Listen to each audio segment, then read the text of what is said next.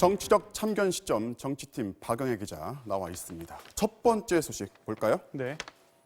국가 하던 진중권이인데 그 대표적인 진보 논객이죠. 진중권 교수가 정의당에 탈당계를 냈어요. 네, 그런데 최종적으로는 탈당하지 않겠다는 의사를 전화로 직접 확인했다고 심상정 대표가 조금 전 페이스북을 통해 알려왔습니다. 네.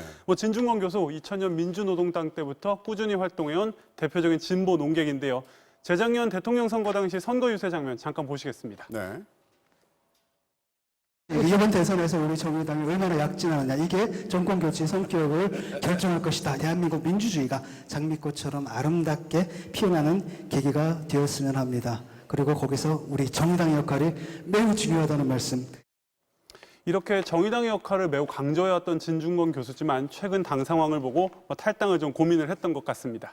정의당이 이제 조국 장관을 데스노트에 올리지 않기로 결정하는 과정에서 내부적으로 진통이 좀 있었잖아요. 예. 그 영향 때문으로 보이죠. 네, 그렇게들 해석을 하고 있습니다. 조국과 진중권, 한 명은 법대, 한 명은 미학과, 서울대 파리학번으로 사실은 친구 사이입니다. 진중권은 미학적 외모, 조국은 법학적 외모, 이렇게 진중권 교수가 주장을 해왔다.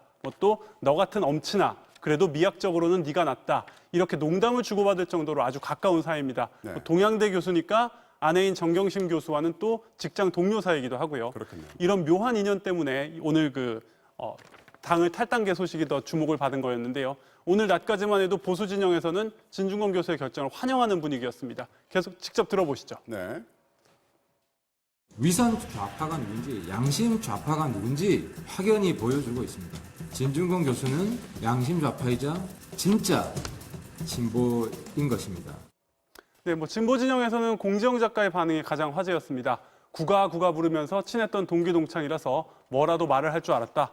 돈하고 권력을 주면 한국당에 갈 수도 있겠다. 좋은 머리도 아닌지 박사도 못 땄다. 이렇게 깎아내리면서 강한 배신감을 드러냈습니다. 최종적으로 탈당은 아닌 게 확인이 됐고요. 정의당은 추가 탈당 기류는 없다고 선을 그었지만 예상외로 강했던 조국 후폭풍에 진땀을 뺐습니다. 네. 다음 소식 볼까요? 예.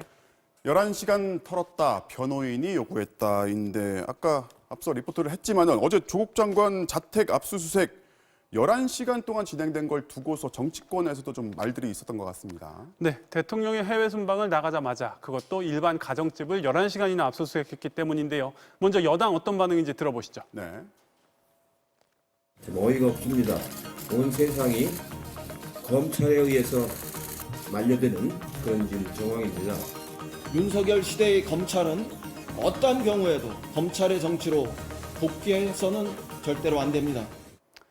네, 여당은 검찰 수사가 문제가 있다고 성토를 하면서도 내부적으로는 조국 장관 정말 문제가 없는 것 아니냐, 맞냐, 또 내년 선거를 앞두고 여론은 괜찮냐 이렇게 우려의 목소리도 나왔습니다.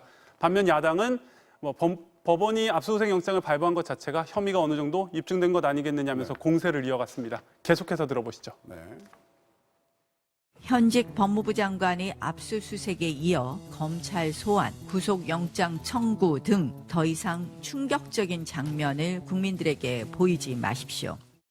네, 인터넷에서는 노벨상을 위조해도 이렇게까지 털겠느냐, 짜장면을 시켜 먹고 무슨 이삿짐 센터냐 이런 비난들이 나왔는데요.